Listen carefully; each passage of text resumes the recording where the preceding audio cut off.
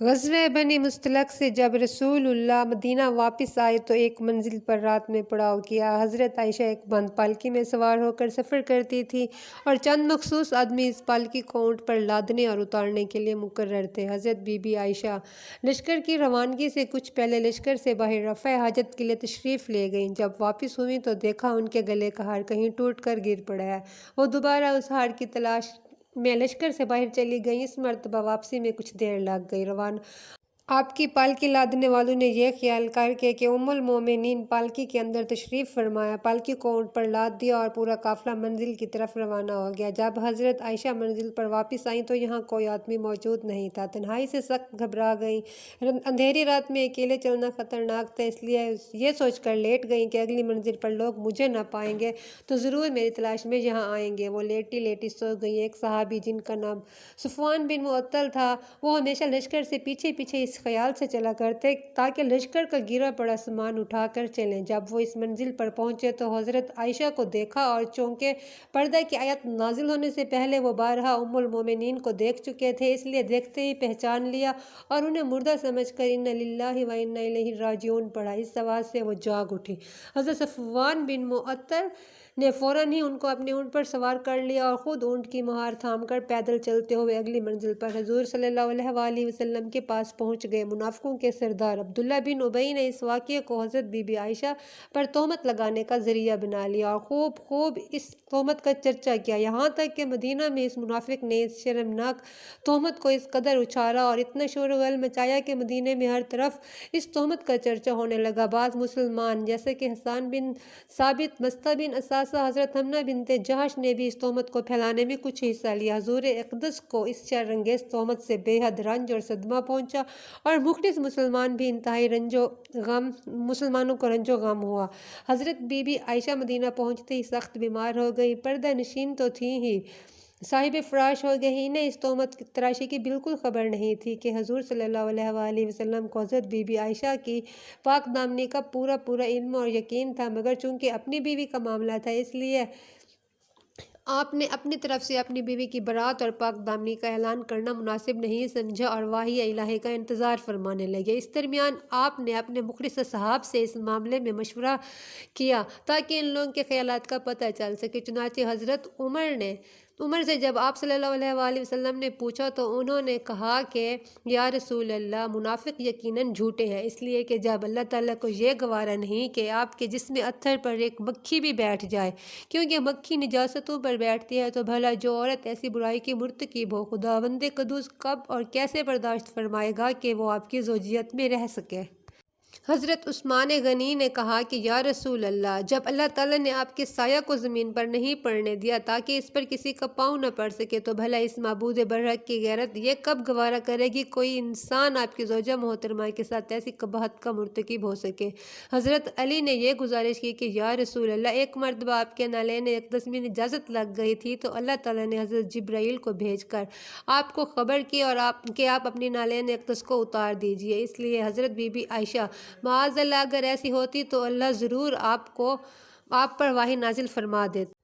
حضرت ابو ایوب انصاری نے جب اس تہمت کی خبر سنی تو انہوں نے اپنی بیوی سے کہا کہ اے بیوی، تو سچ بتا، اگر صفوان بن معطل کی جگہ میں ہوتا تو کیا یہ گمان کر سکتی ہے کہ میں حضور اقدس کی حرم پاک کے ساتھ ایسا کر سکتا تھا؟ تو ان کی بیوی نے جواب دیا کہ اگر عائشہ کی جگہ میں رسول صلی اللہ علیہ وآلہ وسلم کی بیوی ہوتی تو خدا کی قسم میں کبھی ایسی خیانت نہیں کر سکتی تھی۔ تو پھر حضرت عائشہ جو مجھ سے لاکھوں درجے بہتر ہے اور حضرت صفوان بن معطل جو تم سے کہیں بہتر ہے، بھلا کیوں کر ممکن ہے یہ دونوں ایسی خیانت کر سکتے ہیں؟ بخاری شریف کی روایت ہے کہ حضور صلی اللہ علیہ وآلہ وسلم نے اس معاملے میں حضرت علی اور اسامہ رضی اللہ تعالیٰ عنہما سے جب مشورہ طلب فرمایا تو حضرت اسامہ نے برجستہ کہا کہ وہ آپ کی بیوی ہیں اور ہم انہیں اچھی طرح جانتے ہیں، اور حضرت علی رضی اللہ تعالیٰ عنہ نے یہ جواب دیا کہ یا رسول اللہ، اللہ نے آپ پر کوئی تنگی نہیں ڈالی ہے، عورتیں ان کے سوا بہت ہیں، اور آپ صلی اللہ علیہ وآلہ وسلم ان کے بارے میں ان کی لونڈی بریرہ سے پوچھ لیں، وہ آپ کو سچ مچ کہہ دیں گی۔ حضرت بریرہ رضی اللہ تعالیٰ عنہ سے جب آپ نے سوال فرمایا تو انہوں نے عرض کی، یا رسول اللہ صلی اللہ علیہ وآلہ وسلم، اس ذات کی قسم جس نے آپ کو رسول برحق بنا کر بھیجا ہے کہ میں نے حضرت بی بی عائشہ رضی اللہ تعالیٰ عنہا میں کوئی عیب نہیں دیکھا۔ ہاں، اتنی بات ضرور ہے کہ وہ ابھی کمسن لڑکی ہیں، وہ گوندا ہوا آٹا چھوڑ کر سو جاتی ہیں اور بکری آ کر کھا ڈالتی ہے۔ حضور صلی اللہ علیہ وآلہ وسلم نے اپنی زوجہ محترمہ حضرت زینب بنت جہش سے اس بارے میں دریافت فرمایا، جو حسن جمال میں حضرت عائشہ کی مثل تھیں، تو انہوں نے قسم کھا کر یہ عرض کیا، یا رسول اللہ، میں اپنے کان اور آنکھ کی حفاظت کرتی ہوں، خدا کی قسم میں تو حضرت بی بی عائشہ کو اچھا ہی جانتی ہوں۔ اس کے بعد حضور اکرم صلی اللہ علیہ وآلہ وسلم نے ایک دن ممبر پہ کھڑے ہو کر مسلمانوں سے فرمایا کہ اس شخص کی طرف سے مجھے کون معذور سمجھے گا یا میری مدد کرے گا جس نے میری بیوی پر بہتان تراشی کر کے میری دل آزاری کی ہے۔ خدا کی قسم میں اپنی بیوی کو ہر طرح سے اچھا ہی جانتا ہوں، اور ان لوگوں منافقوں نے صفوان بن معطل کا ذکر کیا ہے جس کو میں بالکل اچھا جانتا ہوں۔ حضور صلی اللہ علیہ وآلہ وسلم نے برسر ممبر اس تقریر سے معلوم ہوا کہ حضور اقدس کو حضرت عائشہ اور حضرت صفوان بن معطل دونوں کی برات اور طہارت، عفت و پاک دامنی کا پورا علم اور یقین تھا، اور وحی نازل ہونے سے پہلے ہی آپ کو یقینی طور پر معلوم تھا کہ منافق جھوٹے اور ام المومنین پاک دامن ہیں، ورنہ آپ ممبر پر کھڑے ہو کر دونوں کی اچھائی کا مجمع عام میں ہرگز اعلان نہ فرماتے، مگر پہلے ہی اعلان عام نہ فرمانے کی وجہ یہی تھی کہ اپنی بیوی کی پاک دامنی کا اپنی زبان سے اعلان کرنا حضور مناسب نہیں سمجھتے تھے۔ جب حد سے زیادہ منافقین نے شور کیا تو حضور نے ممبر پر اپنے خیال اقدس کا اظہار فرما دیا، مگر اب بھی اعلان عام کرنے کے لیے آپ کو وحی الہی کا انتظار ہی رہا۔ چونکہ حضرت عائشہ سفر سے آتے ہی بیمار ہو گئی تھی، اس لیے وہ اس بہتان کے طوفان سے بالکل بے خبر تھی۔ جب انہیں مرض سے کچھ صحت حاصل ہوئی، وہ ایک رات حضرت ام مستہ صحابیہ کے ساتھ رفع حاجت کے لیے صحرا میں تشریف لے گئیں تو ان کی زبانی انہیں اس دل خراش اور روح فرسا خبر کو سنا، جس سے انہیں بڑا دھچکا لگا۔ وہ شدت رنج و غم سے نڈھال ہو گئیں، چنانچہ ان کی بیماری میں مزید اضافہ ہو گیا اور وہ دن رات بلک بلک کر روتی رہیں۔ آخر جب ان سے یہ صدمہ جان کا برداشت نہ ہو سکا تو حضور صلی اللہ علیہ وآلہ وسلم سے اجازت لے کر اپنی والدہ کے گھر چلی گئیں اور اس منحوس خبر کا تذکرہ اپنی والدہ سے کیا۔ ماں نے کافی تسلی و تبشیر کی، مگر یہ برابر لگاتار روتی رہیں۔ اسی حالت میں حضور صلی اللہ علیہ وآلہ وسلم تشریف لائے اور کہا، اے عائشہ،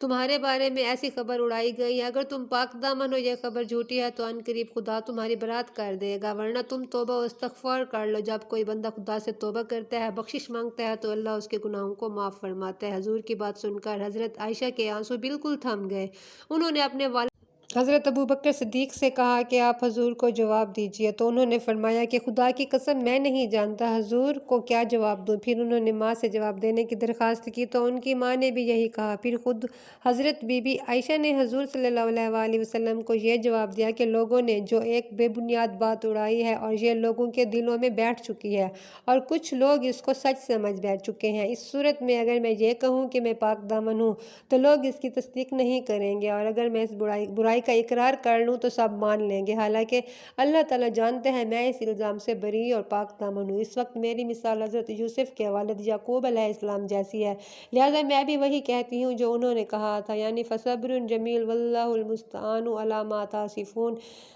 انہوں نے کروٹ بدلی اور منہ پھیر لیا، یہ کہہ کر اللہ جانتا ہے کہ میں اس تہمت سے بری اور پاک ہوں، مجھے یقین ہے اللہ ضرور میری برات کو ظاہر کریں گے۔ حضرت عائشہ کا جواب سن کر رسول اللہ ابھی اپنی جگہ سے اٹھے بھی نہ تھے، ہر شخص اپنی اپنی جگہ پر بیٹھا ہوا تھا۔ ناگہاں حضور صلی اللہ علیہ وآلہ وسلم پر وحی نازل ہونے لگ گئی، اور وحی کے نازل ہوتے ہی جو بے چینی ہو گئی باوجود شدید سردی کے، مگر پسینے کے قطرات موتیوں کی طرح آپ کے بدن سے ٹپکنے لگے۔ جب وحی اتر چکی تو ہنستے ہوئے حضور صلی اللہ علیہ وآلہ وسلم نے فرمایا، اے عائشہ، تم خدا کا شکر ادا کرتے ہوئے اس کی حمد کرو، اس نے تمہاری برات اور پاک دامنی کا اعلان فرمایا ہے۔ پھر رسول اللہ نے قرآن کی سورۃ نور میں سے 10 آیتوں کی تلاوت فرمائی۔ ان آیات کے نازل ہو جانے کے بعد منافقوں کا منہ کالا ہو گیا اور حضرت ام المومنین بی بی عائشہ کی پاک دامنی کا آفتاب اپنی پوری آب و تاب کے ساتھ اس طرح چمک اٹھا کہ قیامت تک آنے والے مسلمانوں کے دلوں میں دنیا کے نور ایمان سے اجالا ہو گیا۔ حضرت ابوبکر صدیق کو جب حضرت مصطح بن اساسہ پر بڑا غصہ آیا، جو کہ ان کے خالہ زاد بھائی تھے، بچپن ہی میں ان کے والد وفات پا گئے تھے۔ حضرت ابوبکر صدیق نے ان کی پرورش بھی کی اور ان کی مفلسی کی وجہ سے ہمیشہ ان کی مالی امداد فرماتے تھے، مگر اس کے باوجود حضرت مصطح بن اساسہ نے بھی اس تہمت تراشی میں حصہ لیا اور اس کا چرچا کیا۔ اس وجہ سے حضرت ابوبکر نے غصے میں قسم کھا لی کہ اب مصطح کی کبھی بھی مالی مدد نہیں کروں گا۔ اس موقع پر اللہ نے یہ آیت نازل فرمائی، اور قسم نہ کھائیں وہ جو تم میں فضیلت والے اور گنجائش والے ہیں، قرابت والوں اور مسکینوں اور اللہ کی راہ میں ہجرت کرنے والوں کو دینے کی، اور چاہیے کہ معاف کر دیں اور درگزر کریں۔ کیا تم پسند نہیں کرتے کہ اللہ تمہاری بخشش کرے، اور اللہ بہت بخشنے والا بڑا مہربان ہے۔ اس آیت کو سن کر حضرت ابوبکر نے اپنی قسم توڑ ڈالی اور حضرت مصطح کا خرچ بدستور